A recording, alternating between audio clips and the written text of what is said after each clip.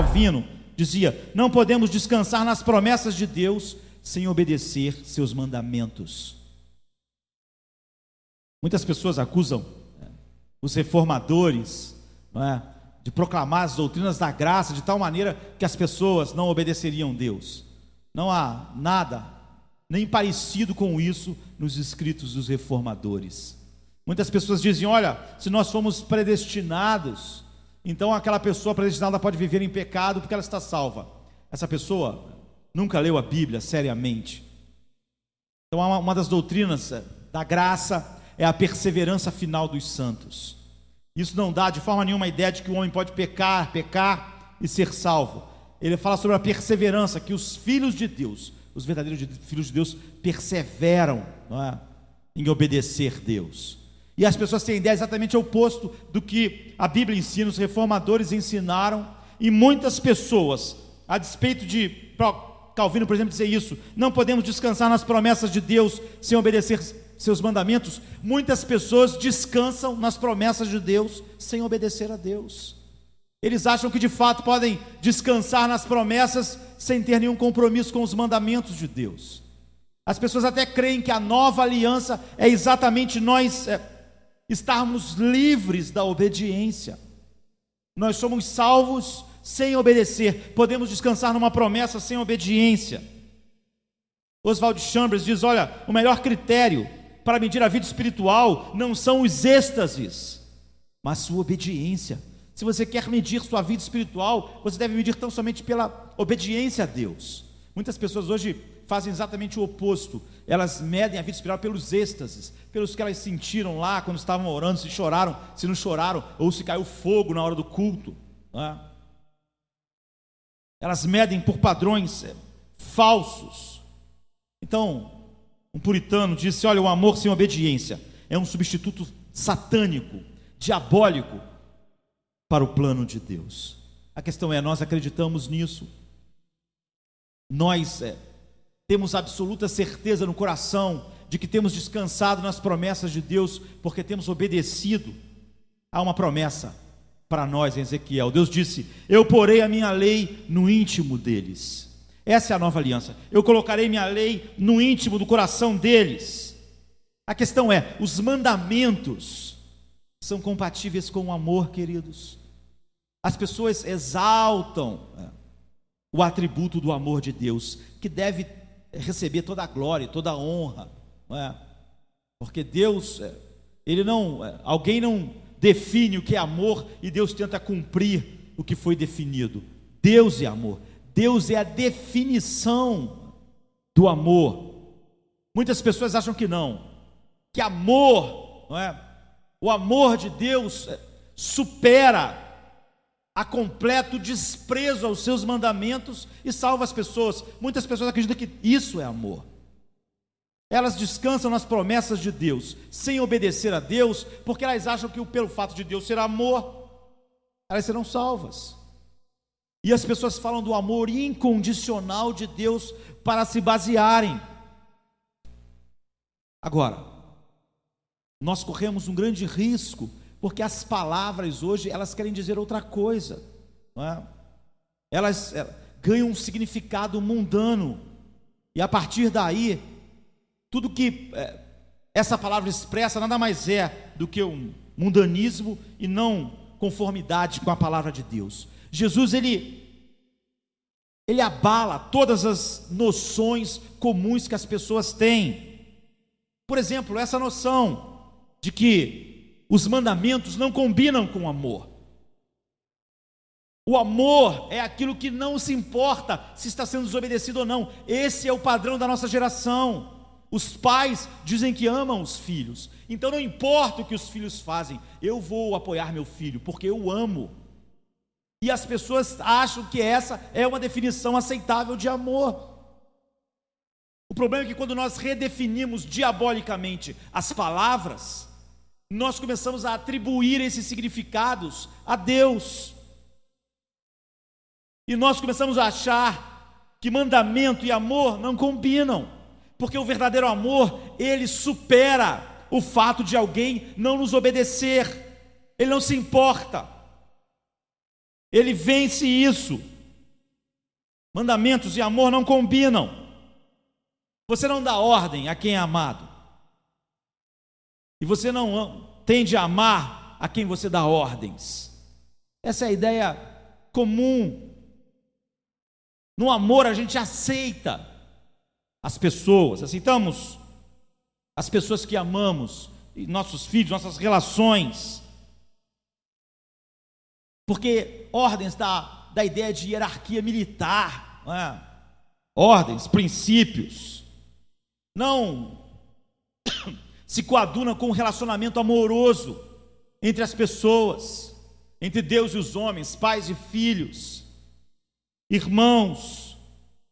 E nós tendemos a pensar que dar ordens limita a espontaneidade do nosso relacionamento, o encanto da relação amorosa é quebrada com a ideia de ordens que não podem ser rompidas. Toda essa ideia não tem nada a ver com Deus, não tem nada a ver com a Bíblia, e faz as pessoas, contrariando aquilo que Calvino declarou, descansar nas promessas de Deus sem obedecê-lo, porque elas de fato acreditam nessas novas definições. Mas Jesus abala qualquer dissociação absoluta entre o amor e o mandamento, entre a obediência e ser amado por Deus. Ele diz: se vocês me amam, obedecerão meus mandamentos. Ele não diz: se vocês me amam e eu amo vocês, não importa o que acontecer, vocês não me obedecem, mas eu amo vocês. Ele diz: não, o amor e o mandamento, o amor e a obediência estão juntos. Se vocês me amam, obedecerão os meus mandamentos. Ele diz mais: quem tem os meus mandamentos e lhes obedece, esse é o que me ama, e aquele que me ama será amado pelo meu Pai. Você vê? Primeiro ele diz que quem tem os mandamentos e obedece esses mandamentos é que ama a Jesus, e aqueles que amam a Jesus são amados por Deus. Não tem nada no texto a respeito de que o amor não tem nada a ver com mandamentos, ordens, preceitos, e que devem ser obedecidos. Não tem nada sobre a nova aliança, é a aliança em que nós podemos desobedecer a Deus. A velha não, a lei condenava os homens, mas na nova aliança nós podemos simplesmente ignorar os mandamentos de Deus, que ainda assim estaremos salvos. Nós lemos isso em João 14, 15, 21. Em João 15, 10 diz: se vocês obedecerem os meus mandamentos, permanecerão no meu amor, assim como tenho obedecido os mandamentos do meu Pai, e em seu amor permaneço.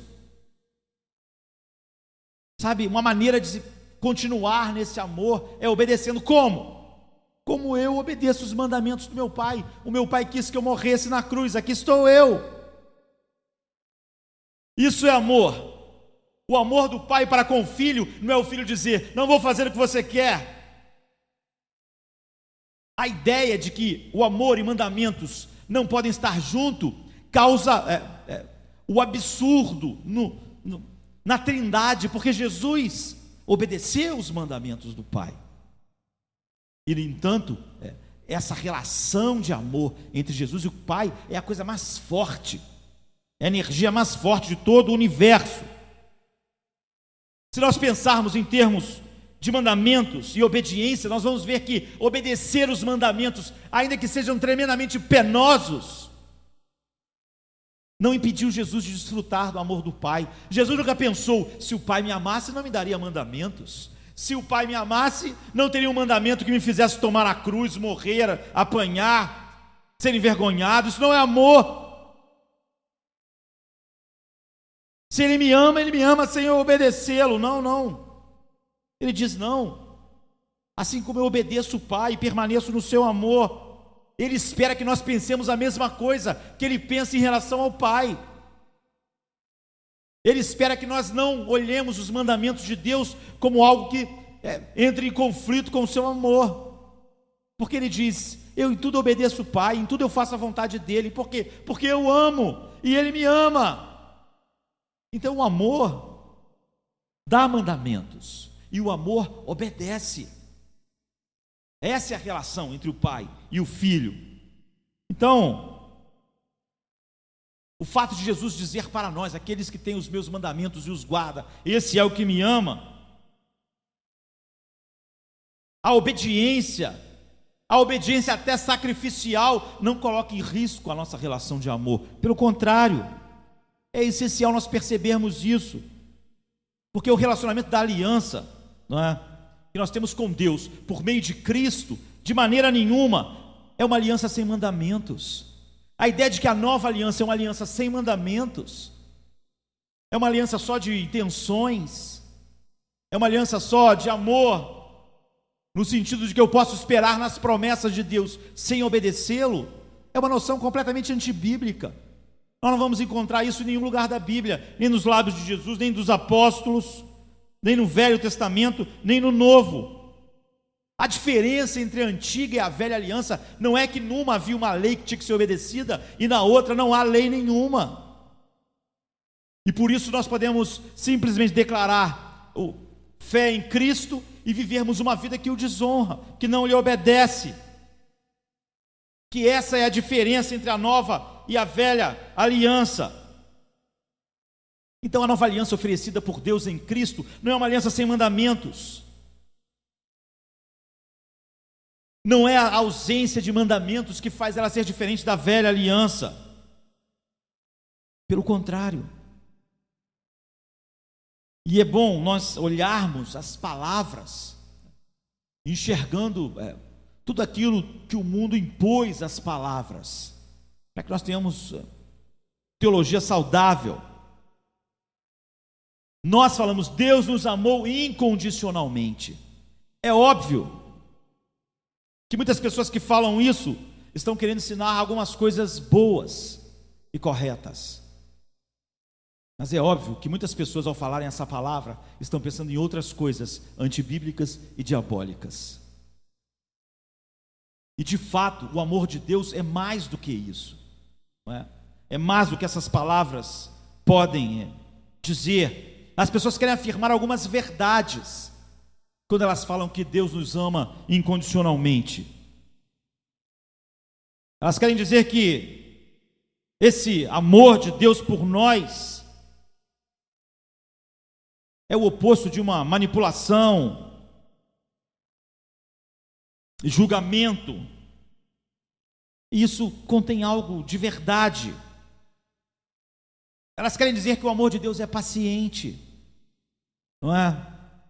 Graças a Deus, Ele é incondicional em persistir no meio das grandes dificuldades, ao invés de abandonar a nós quando as coisas ficam difíceis, nos momentos cruciais e mais difíceis da nossa vida. Elas querem também dizer que o amor de Deus é um dom incondicional, ou seja, imerecido, que são bênçãos imerecidas de Deus para nós, o que é bom, porque deixa claro que Ele é o oposto do legalismo, que tenta comprar alguma coisa de Deus. E quer dizer também, quando falam do amor incondicional de Deus, que Deus nos recebe quando nós somos ainda pecaminosos, sofrendo, confusos. Ou seja, é um resumo de um convite que Deus estende aos sujos, aos rebeldes, aos indignos, aos dignos da ira de Deus. Essas coisas são verdadeiras até certo ponto, mas se você ficar só aí nessa coisa mais rasa, superficial, você sai da linha que Deus traçou. E quem acaba decidindo a nossa teologia é um mundo sem Deus, um mundo que não conhece nada a respeito de Deus nem da sua palavra. É a psicologia humanista dos nossos dias. Existem maneiras mais bíblicas, mais vívidas, mais profundas, mais corretas de entendermos o amor de Deus, do que usarmos simplesmente uma palavra que pode ficar e tem ficado abstrata, vulgar. A palavra incondicional tem outros sentidos agora em nossos dias.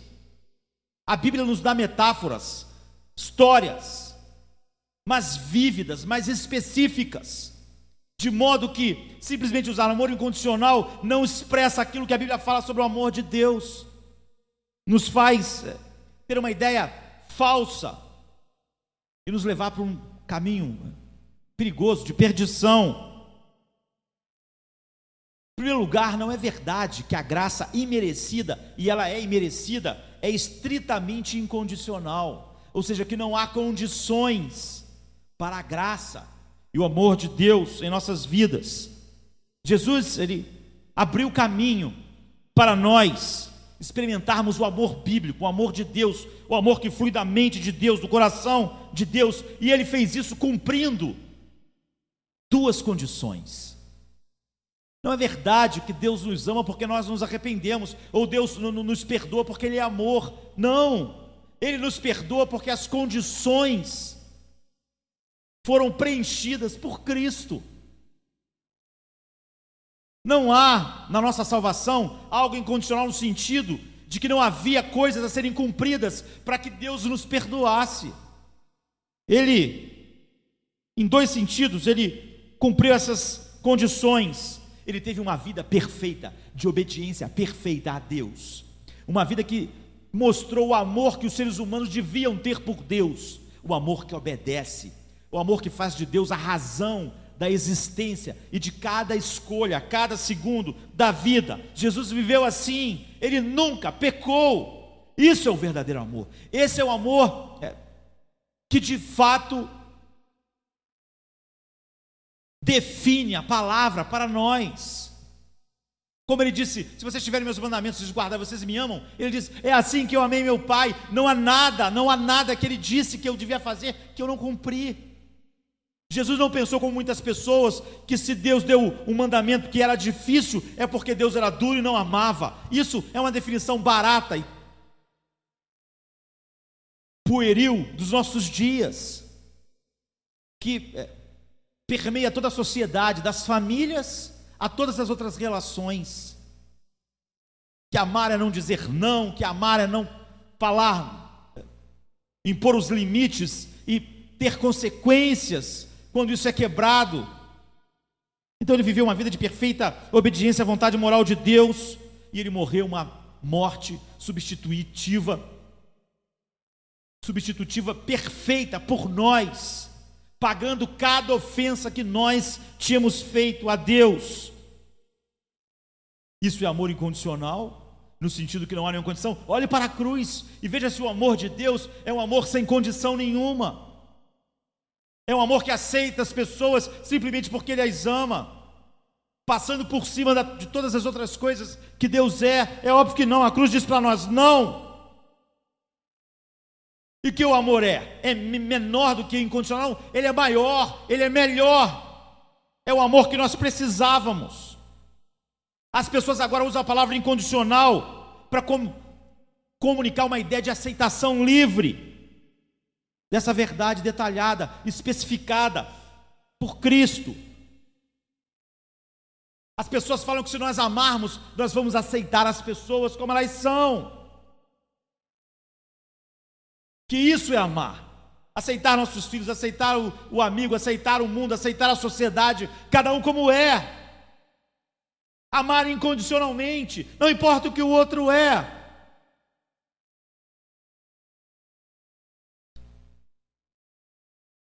Então o amor é mais que incondicional. Por quê? Porque o amor de Deus intenta mudar as nossas vidas.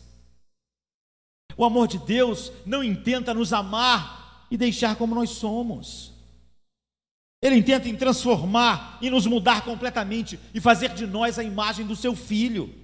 Isso é amor, é mais do que amor incondicional. A ideia, como o mundo o define, a ideia de que amar é deixar alguém como ela é completamente estranha a Deus. É completamente antibíblica e diabólica.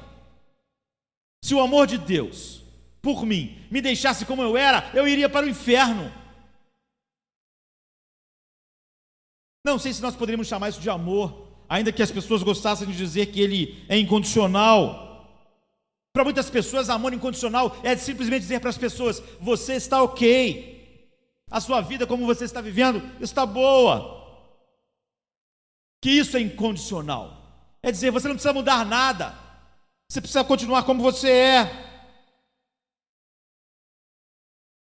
O amor incondicional, a palavra, mesmo no seu melhor momento, pode expressar bem as boas-vindas de Deus para nós em seu reino, mas não expressa os motivos dessa boa-vinda. Deus não dá boa-vinda ao pecador para continuar convivendo com ele em pecado.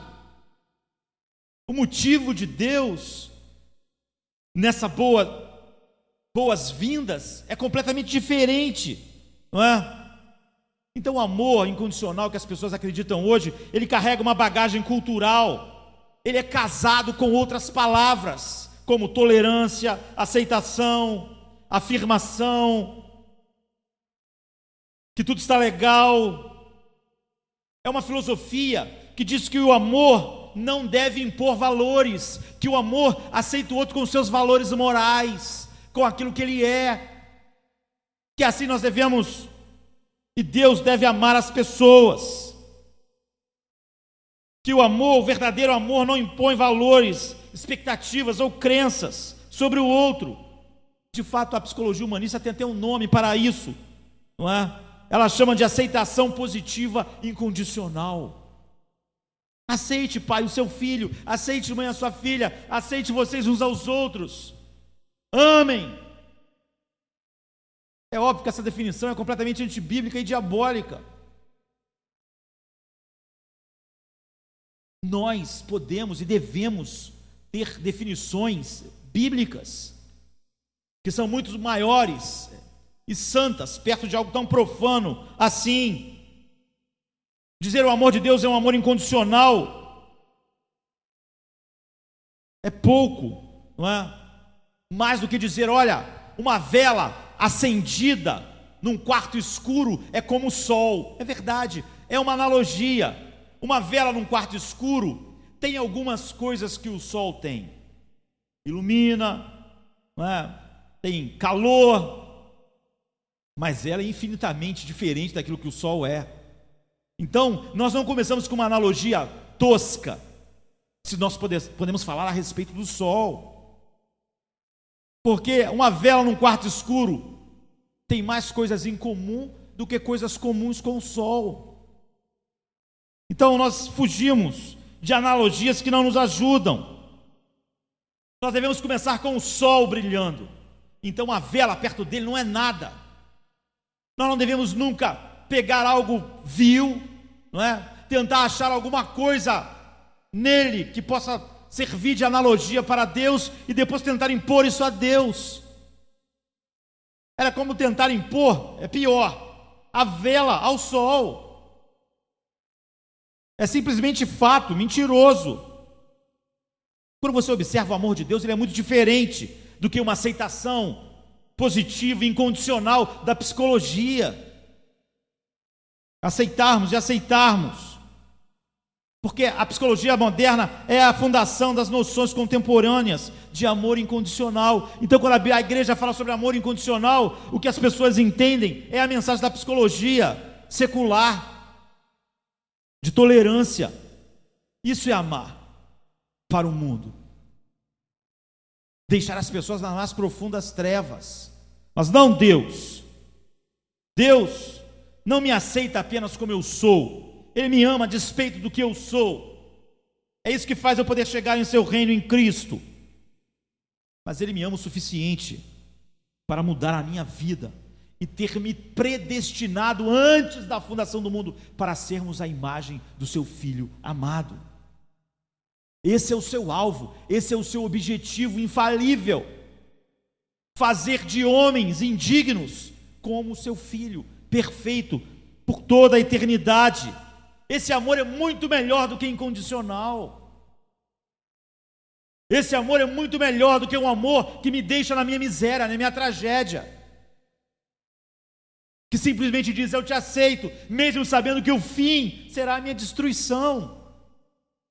Esse amor da psicologia humanista destrói os relacionamentos em vez de construí-los. Pais, filhos, marido, mulher, irmãos, amigos. O verdadeiro amor não pode andar por esses caminhos. É por isso que Calvino disse: ninguém pode descansar nas promessas de Deus sem obedecer os seus mandamentos. O amor de Deus tem nós podemos fazer uma pequena analogia entre o incondicional e o amor de Deus com a vela para o sol, mas nós vemos, ela é completamente vazia perto daquilo que ele realmente é. Então o amor de Deus começa a nos mudar. Nós não mudamos para ser amados, mas o amor de Deus nos muda. Nós não mudamos para merecer o amor de Deus, mas por causa do amor de Deus. O seu amor é a causa das transformações da nossa vida, porque você e eu precisamos de algo melhor do que do amor incondicional. O amor incondicional que está na mente das pessoas não serviria para nós, não em nossa depravação, não em nosso horror, nem em nossa sujeira, não em nosso pecado. Hoje, as pessoas são capazes de falar que os maiores compromissos com o pecado vão ser vencidos pelo amor de Deus, simplesmente deixando as pessoas viverem, e elas acham que isso é a nova aliança. Muitas pessoas vivendo uma vida mundana dizem: eu sei que Deus me ama, ou seja, não tem importância a vida que eu levar, o amor de Deus vai vencer isso. Essas pessoas estão debochando de Deus. Elas estão tentando fazer Freud ensinar amor para Deus.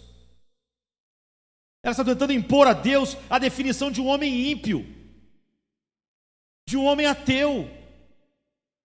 E elas querem que Deus entre na forma da sua definição.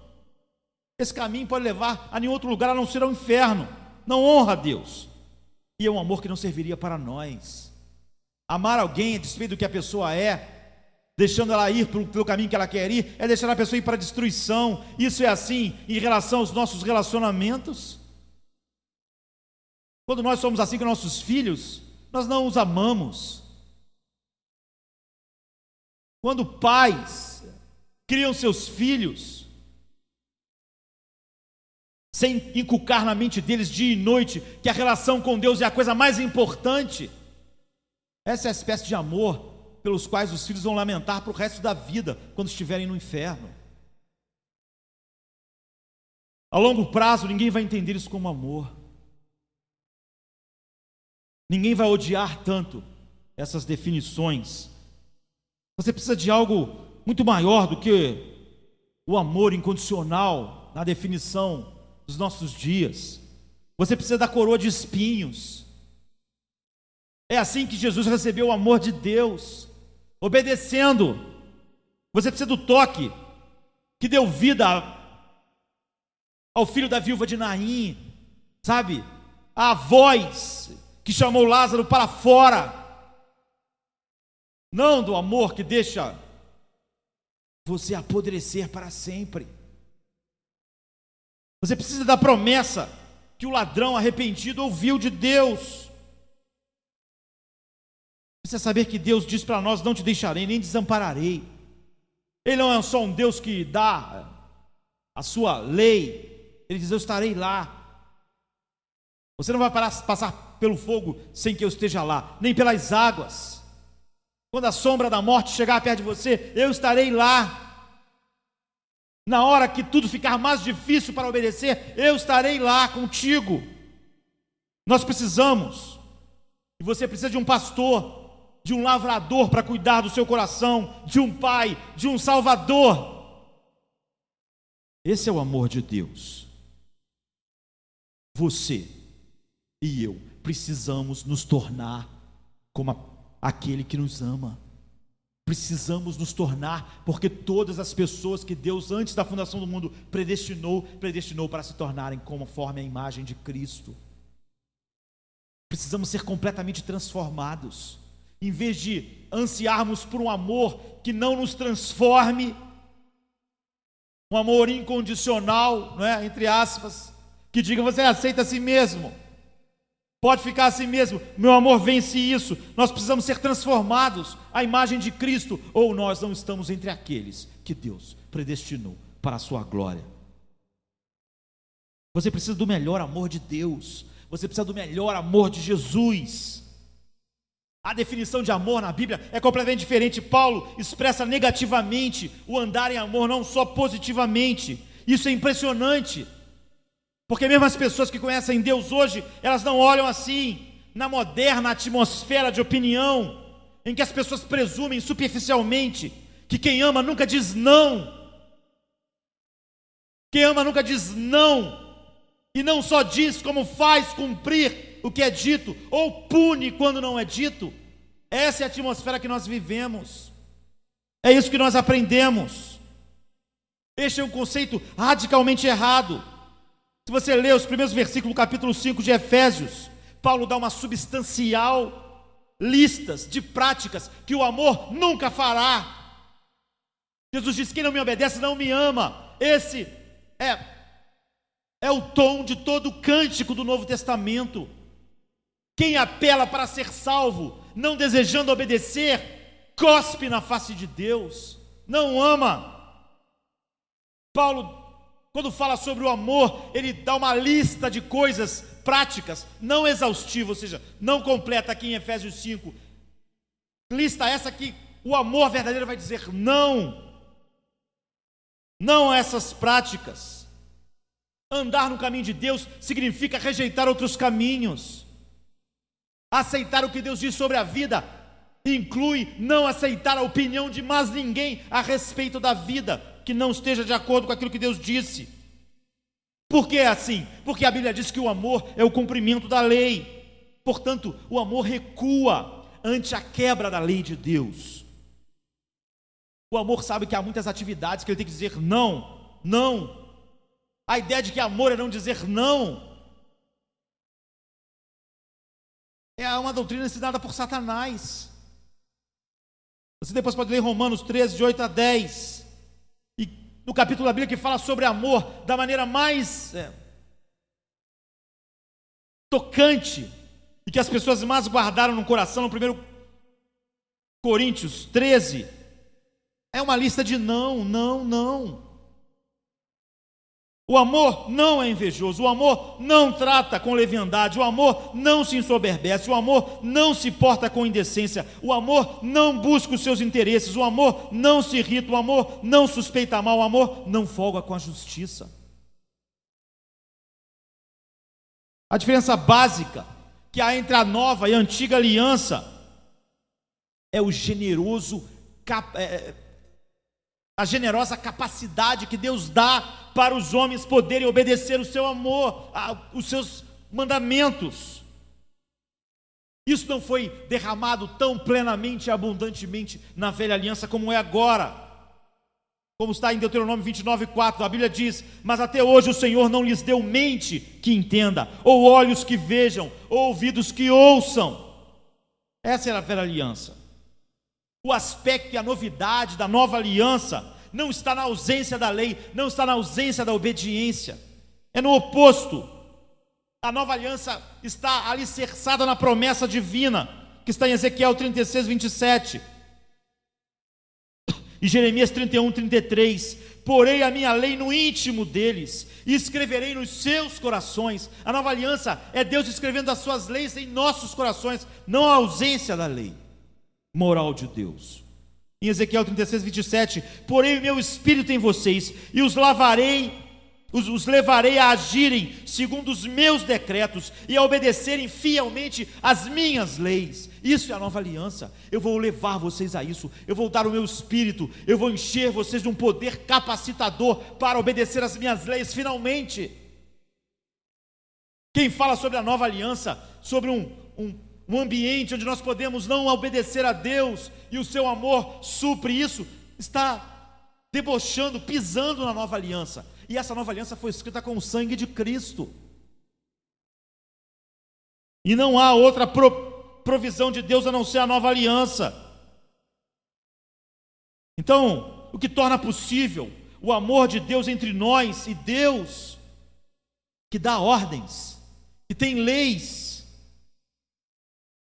não é a ausência das leis, é que Deus que dá a sua lei, que dá o seu mandamento, Ele não nos abandona em nossos recursos.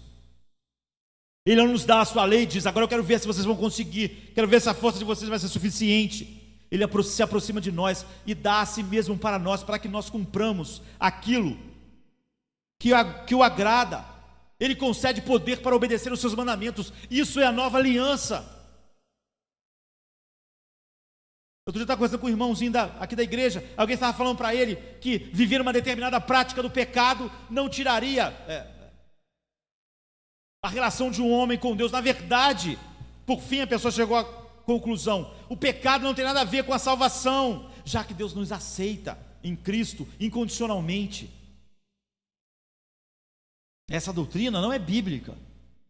E é óbvio que o incondicionalmente dessa pessoa era o da psicologia secular, não da Bíblia. A nova aliança foi selada com o sangue de Cristo. Não é algo com a qual vocês devem brincar. É o compromisso de pôr o Espírito em nós. A nova aliança, quando Jesus morreu, quando sua vida foi derramada na morte, quando Ele ressuscitou, Ele conquistou para nós o privilégio de podermos ser habitados pelo Espírito Santo, para obedecermos a Deus, para amarmos a Deus. Estar na nova aliança é estar nisso. Paulo diz: uma nova aliança, não da letra, mas do Espírito, pois a letra mata, mas o Espírito vivifica. Muitas pessoas usam esse texto completamente fora do que Paulo está ensinando, para dizer que não tem que estudar a Bíblia. O Espírito é sem a palavra. Não é isso que Paulo está dizendo.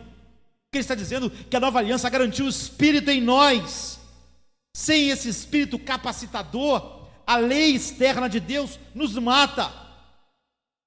Mas o Espírito capacitador não nos livra da obediência, ele nos capacita para ela. É o que ele está dizendo. O Espírito nos vivifica, ele nos dá uma nova vida, uma nova capacidade. É o que ele diz também em 2 Coríntios 3,6. O que ele está dizendo é que quando a lei é escrita em pedra, ela encontra um coração de pedra indisposto. Essa é a história dos homens sem Deus. O coração deles é de pedra, a lei está escrita em pedras. O coração de pedra do homem está indisposto para obedecer Deus. Todas as pessoas que estão indispostas para obedecer Deus, ou acham que a obediência a Deus é algo que estraga a vida, essa pessoa está perdida, não está na nova aliança. Essa é a característica do coração perdido. O novo coração é um coração que ama os mandamentos de Deus. Eu lhes darei um novo coração para que me obedeçam, para que me amem. Quando a pessoa acha que obedecer a Deus estraga a vida, quando ela quer um evangelho que diga para ela que ela não tem que obedecer, essa pessoa está perdida. Não existe evangelho para ela.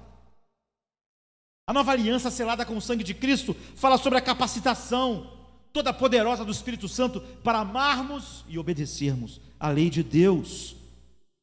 Então, quando essa lei escrita em pedra encontra um coração de pedra indisposto, ela nos mata porque ela mata todos que estão indispostos a obedecer a Deus. Mas quando essa mesma lei é escrita em corações amolecidos pelo Espírito, o resultado é a vida. É isso que Paulo está dizendo.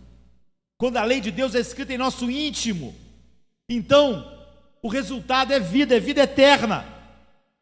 Por isso nós não precisamos recuar diante do mandamento de Deus como se fossem exigências frias, distantes de um soberano impessoal que está longe, sem se importar, dando leis e regras. Não, nós devemos e podemos assumir o ensino neotestamentário e não a psicologia dos nossos dias, de que os mandamentos divinos são essenciais à vida cristã. Não existe vida cristã sem obediência, sem a cruz, sem negação a si mesmo. 1 João 5,3 fala a respeito disso. E Paulo diz mais em 1 Coríntios 7,19: a circuncisão nada significa, e a incircuncisão também não é. O que importa é obedecer os mandamentos de Deus. Sabe? Sim, obedecer os mandamentos de Deus, é isso que importa. Você está obedecendo a Deus? Obedecer a Deus é a sua vida. O pecado é uma tragédia, da qual você se humilha diante de Deus, quando percebe Ele em sua vida. Obedecer os mandamentos de Deus importa tanto na velha quanto na nova aliança, no Antigo quanto no Novo Testamento. João é conhecido como o apóstolo do amor. Ninguém na Bíblia fala tanto sobre o amor como João. Ele era o discípulo amado, como está em João 13, 23 e João 20, versículo 2. E ele escreveu ostensivamente sobre o amor. Contudo, mais de 1/3, e isso é muito, já que João não escreveu tanto assim no Novo Testamento, mais de 1/3 de todas as ocorrências da palavra mandamento do Novo Testamento estão na pena de João. O apóstolo do amor é o que mais escreveu sobre mandamento. Isso é para você nunca desassociar essas duas coisas. Jamais. Essas ocorrências sempre estão ligadas ao amor, ao verdadeiro amor. Em Apocalipse, nas cartas de João, por exemplo, em 1 João 2, 13 e 4, ele diz: sabemos que o conhecemos se obedecemos seus mandamentos. Aquele que diz, eu conheço, mas não obedece os seus mandamentos, é mentiroso e a verdade não está nele. A nova aliança não tem nada a ver com a desobediência. Ela não é a liberação para não obedecermos e ainda assim confiarmos nas promessas de Deus. Se você não obedece a Deus, não há nenhuma razão para você acreditar nas promessas dele para a sua vida. Não há nenhuma razão para você achar que tudo vai dar certo no fim, porque não vai. Não obedecer a Deus é fatal. Esse é o ensino. João, que é o apóstolo do amor, essa linguagem de João é porque o politicamente correto ainda não estava em voga. Porque se nós falarmos o que João está dizendo, as pessoas vão dizer que a gente não tem amor. Não é? Ele diz, olha, se você diz que conhece Deus, mas não obedece, você então é mentiroso. E a verdade não está em você. As pessoas falariam, esse cara não tem amor para falar isso. Porque é aquele amor da psicologia secular, o amor da tolerância. Certamente não é esse amor de João. E depois em 1 João 3, 22 e 24 ele diz, e recebemos dele tudo o que pedimos, porque obedecemos os seus mandamentos e fazemos o que lhe agrada. Os que obedecem os seus mandamentos nele permanecem e ele permanece neles. Os que obedecem mandamentos, obediência e mandamento estão o tempo inteiro nos escritos de João, o homem que de fato escreveu mais sobre o amor. E é importante deixar isso claro, porque muitas pessoas colocam a fé em oposição ao amor. Eu tenho fé e vou ser salvo, e o amor e a obediência. Não! A fé é o poder triunfante pelo qual nós obedecemos os mandamentos de Deus. O que é ter fé? É ter o poder de Deus em nós, que vence os pecados. Isso é fé. Outra definição de fé, um crer intelectual que não muda nada. Tiago chama da fé dos demônios. Eles creem e estremecem, mas eles nunca serão parecidos com Cristo. Não é esse tipo de fé que é a fé salvífica. Então essa é a verdade do Novo Testamento.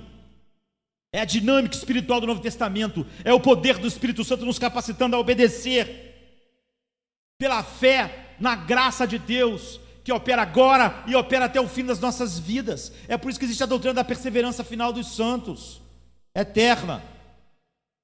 Aqui está a maneira como João trata isso em 1 João 5, de 1 a 5. Ele diz, todo aquele que crê que Jesus é o Cristo, é nascido de Deus. E todo aquele que ama o Pai, ama também o que dele foi gerado. Assim sabemos que amamos os filhos de Deus, amando a Deus e obedecendo os seus mandamentos. Porque nisto consiste o amor a Deus, em obedecer os seus mandamentos. E os seus mandamentos não são pesados. O que é nascido de Deus, todo o que é nascido de Deus, vence o mundo. E esta é a vitória que vence o mundo, a nossa fé. Quem é que vence o mundo, senão aquele que crê que Jesus é o Filho de Deus? E João diz mais no versículo 4, o que é nascido de Deus vence o mundo. Isso está ligado com o porquê que ele vinha dizendo antes. É o fundamento daquilo que ele acabou de dizer. O que ele acabou de dizer é: os seus mandamentos não são pesados para nós, por causa do amor. Então, quando João fala sobre vencer o mundo, o que ele tem em mente? Nós precisamos parar de ter palavras e frases que não signifiquem nada para nós. Nós vamos vencer o mundo será vencido por nós. Se isso não tiver um significado, são frases que viram frases místicas, que não significam absolutamente nada. Nós repetimos como mantras. Vencer o mundo é vencer o impulso natural que o ser humano tem, um impulso mundano de rejeitar os mandamentos de Deus, de não sentir prazer neles. Vencer o mundo é vencer isso, vencer algo que o homem natural não pode, de se deleitar nos mandamentos de Deus, se deleitar na obediência. Como? Não considerando eles pesados. Quando eles viram o nosso deleite, quando nós somos gerados de novo por Deus, pelo Espírito de Deus, ele diz que esse impulso que nós tínhamos antes para desobedecer, para nos desagradar dos mandamentos de Deus, para achar que ele estragava a vida, some. E em nós há um novo princípio que faz nós não acharmos nenhum mandamento de Deus pesado para nós, porque nós vencemos o mundo. Aí você pode dizer: eu sou filho de Deus, mas não venci. Ele diz: todo filho de Deus vence o mundo. Portanto, se regozija na obediência, tem prazer nisso.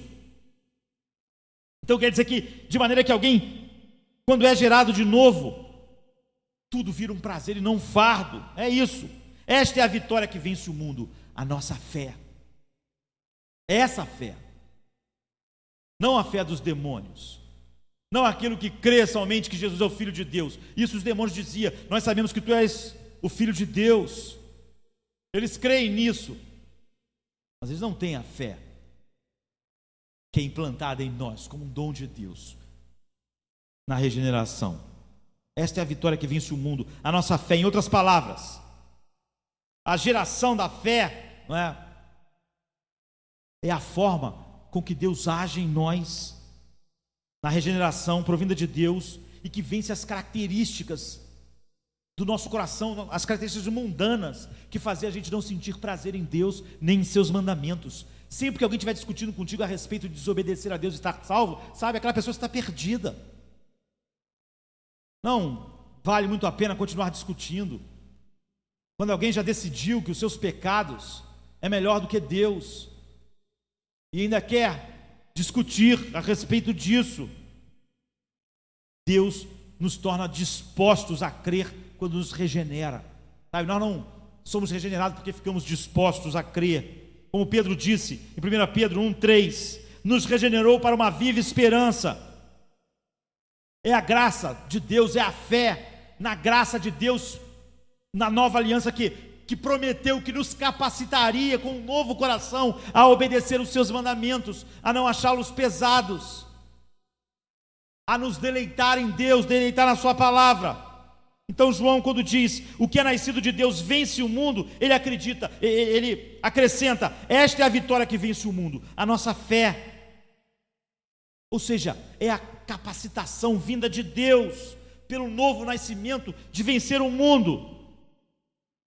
Como isso é feito? Tirando de nós a indisposição de cumprir os mandamentos de Deus. Portanto, essa é a evidência da fé salvífica. Foi tirado do homem a indisposição de obedecer a Deus. Quem está indisposto de obedecer a Deus não tem a fé que salva, está perdido. O novo nascimento faz isso ao gerar fé em nós, fé salvífica. Inclui disposição, inclui prazer, e não aversão aos mandamentos de Deus, e não a ideia que Deus me ama e que por causa do seu amor eu posso viver uma vida que desobedeça, e nem criar uma falsa ideia entre a nova e a velha aliança, como a velha, aquilo que tinha que se obedecer, e agora a nova, quando nós não temos que obedecer, quando na verdade não é isso. Nós temos que obedecer na velha e na nova. Não obedecer sempre traz condenação, mas na nova, Deus regenerou homens indignos e deu a eles um coração disposto e capaz de obedecer A fé vence a nossa hostilidade inata contra Deus, contra os mandamentos de Deus, e ela nos liberta para a obediência. Alguém diz: eu estou livre. A liberdade bíblica é estar livre dessa indisposição de obedecer a Deus. Então nós podemos dizer com o salmista no Salmo 40, versículo 8: tenho grande alegria em fazer a tua vontade, ó meu Deus. Você pode dizer isso? Ou você se convence de que você pode viver uma vida mais ou menos em pecados e de que o amor de Deus está resolvendo isso? Ou você pode dizer: Deus, eu tenho um deleite, uma alegria em fazer a tua vontade. Jonathan Edwards se empenhou com esse texto, ele chegou a uma conclusão, e ele diz assim: a fé salvífica sugere por natureza o amor divino. Nosso amor por Deus nos capacita a vencer as dificuldades acompanhantes da obediência aos mandamentos divinos. Isso mostra que o amor é o aspecto principal da fé salvífica, sua vida e poder, pelo qual produz grandes efeitos, nos quais nós obedecemos a Deus com prazer e alegria. Jonathan Edwards está certo. Toda a definição de amor dos nossos dias está completamente vazia de Deus. Faz as pessoas terem uma noção falsa de Deus que os levará para o inferno. A fé em Cristo não só consente que Deus é por nós, vai além disso. Diz que Deus é por nós em Cristo para vencermos todas as dificuldades inatas ao homem caído, para viver uma vida de obediência e santidade. Quem ama a Deus abraça tudo que Deus é em Cristo, tudo que Ele tem para nós, tudo que Ele é por nós e em Cristo. A verdadeira fé abraça a Cristo de todas as formas que a Escritura diz. É por isso que João diz: quem não obedece não ama a Deus, não conhece o amor de Deus. Nós devemos abraçá-lo, e esse abraçar a Deus é amá-lo, e amar a Deus é obedecê-lo, e obedecer a Deus não achando os seus mandamentos pesados demais. Mas há uma tendência, quando nós não sentimos esse prazer e nós tentarmos fazer com que o amor de Deus cubra o nosso desamor para com Ele. Nós queremos fazer o amor de Deus crescer para que a nossa falta de amor para com Ele, que se expressa em obediência, seja coberta. Nós cometemos um duplo crime ao fazer isso. Nós estamos mais perdidos do que quem não tentou redefinir Deus, nem seu amor, nem o Evangelho, para se sentir bem com seus pecados. Nossa fé vence os obstáculos do mundo que nos impede de obedecer a Deus. Se há obstáculos no mundo que te impede de obedecer a Deus, a sua fé, se é fé verdadeira, é fé suficiente para vencer esses obstáculos. Não há nunca para nós: eu não tinha opção. Nós sempre em Cristo temos opção, sim. Somos capazes de viver esta vida. Outro dia alguém me disse: ou eu fazia isso ou eu perdia o meu emprego e ficava desempregado. Então você tinha uma escolha: ficar desempregado. Nunca diga que você não tinha uma escolha para obedecer a Deus. As pessoas morreram para obedecer a Deus. Jesus morreu na cruz, Paulo foi decapitado, Pedro, e você disse que ia perder o emprego, e você acha que é aceitável? Você ia ter uma vida mais difícil por causa da obediência? Onde você acha que o amor de Deus pode cobrir a sua desobediência, o seu compromisso com o mal? Nós não podemos descansar nas promessas de Deus sem obedecê-lo, porque Ele providenciou na nova aliança um novo coração para nós obedecermos. Nós devemos abraçar a Deus em toda a verdade revelada dele para nós. Crer que Cristo é o Filho de Deus não é uma crença simplesmente intelectual, é a crença que capacita o homem com um novo coração que ama os mandamentos de Deus, quer obedecê-lo e sente prazer em obedecê-lo, e não acha que isso é pesado para ele. Essa é uma confirmação da verdade de Deus, como está em 1 João 4,16.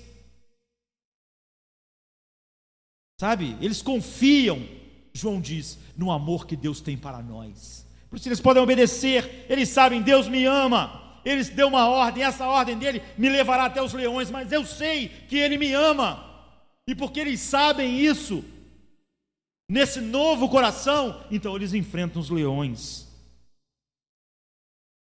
Não o amor que Deus teve por nós, mas o amor que Deus tem por nós, é o que ele diz. Paulo diz que o maior de todas as coisas é o amor, e de fato, não é? Jesus nos dá ordens difíceis, e nós podíamos falar sobre todas elas. Nós não fomos chamados para ser iguais ao mundo.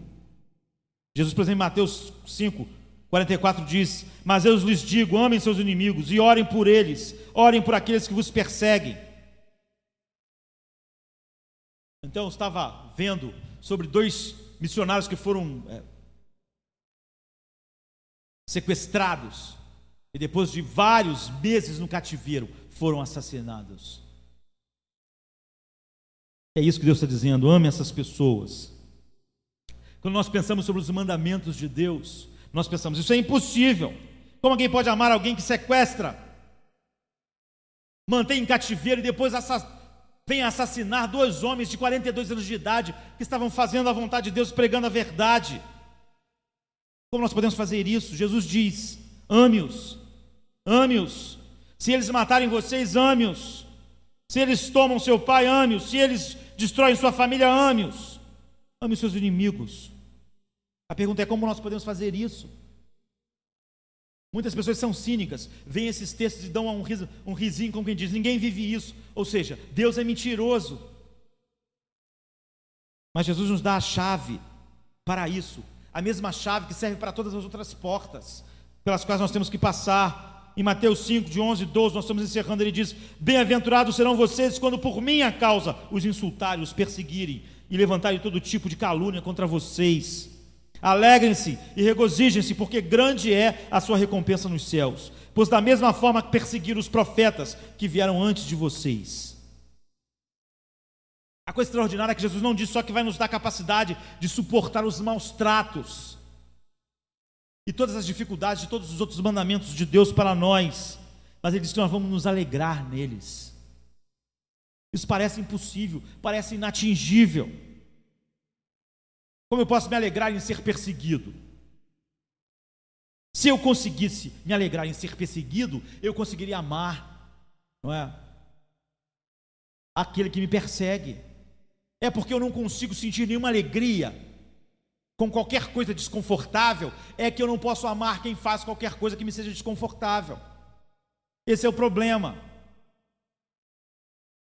Pedro apanhou e se sentiu alegre. Se nós não conseguimos nos sentir alegre quando apanhamos, então nós não vamos conseguir, não é, amar quem nos bateu. É isso que Jesus está dizendo. Alegre-se e regozijem, porque grande é a sua recompensa no céu. Essa alegria é o poder libertador de Deus para nós. Essa é a chave. É colocar as coisas, a nossa mente, nas coisas que são do alto. Ele diz, se alegrem, não pela dor, se alegrem por tudo, porque grande será o galardão de vocês no céu, na eternidade, na relação que vocês vão ter eternamente com Deus. Quando você coloca a sua mente no céu, então isso libera para nós, não é, esse amor capacitador. Algumas pessoas dizem, olha, não pense muito no futuro. A Bíblia diz o contrário, é quando nós pensamos no futuro que temos poder capacitador para vivermos aquilo que Deus nos chamou para viver. Esse amor radical. É isso que vai fazer com que nós, em meio à nossa agonia, vamos sentir de que o amor de Deus, como diz o Salmo 63:3, é melhor do que a vida. Quando nós sentirmos isso, então nós estamos prontos a obedecer a Deus. Enquanto não, nós ficamos tentando criar um evangelho falso para que se encaixe na nossa própria vida. O tesouro no céu é que nos capacita a obedecer. Sabe, nós amamos, nós acreditamos no que Deus disse. Nós acreditamos que na nova aliança Ele nos deu um coração para obedecer. E acreditamos na eternidade que Ele promete a nós, e isso nos capacita a qualquer coisa. Nós precisamos nos apegar à verdade de Deus, que nós temos uma boa medida, calcada, sacudida e transbordante, que será dada a nós, como ele diz em Lucas 6,38. Ele diz: grande é a recompensa. A Bíblia diz que Jesus, pensando naquilo que estava lhe proposto pelo Pai, então ele pôde suportar todas as coisas. Em ver um coração que ama a Deus, tem a sua mente no céu, e essa firme esperança, essa fé, capacita o homem a obedecer, porque o Espírito de Deus, na nova aliança agora, foi dado a nós liberalmente, para que nós obedecêssemos a Deus. Não há nada na Bíblia sobre um amor que joga tudo que é negativo fora. O amor fala não, não, não para muitas coisas. A diferença entre a nova e a velha aliança não é que numa as pessoas tinham que obedecer e na outra elas não precisam. A diferença é que numa as pessoas não podiam obedecer. Seus duros corações sentiam falta de prazer em Deus. É óbvio que os verdadeiros crentes na velha aliança receberam esse novo coração por aquilo que Cristo ainda ia fazer, e então eles podem dizer como Davi: quanto eu amo a tua lei. Mas na nova aliança Deus derramou abundantemente esse novo coração para obedecermos a Deus. Então amor e mandamentos estão ligados e não podem ser desligados, e foi isso que Calvino quis dizer quando disse: não pode esperar nas promessas de Deus aquelas pessoas que não lhe obedecem. Que nós possamos estar completamente convencidos de que se eu não obedeço, eu não tenho nenhuma razão para esperar que as promessas de Deus são para mim, ou que vão se cumprir no final, na minha vida. Vamos ficar de pé.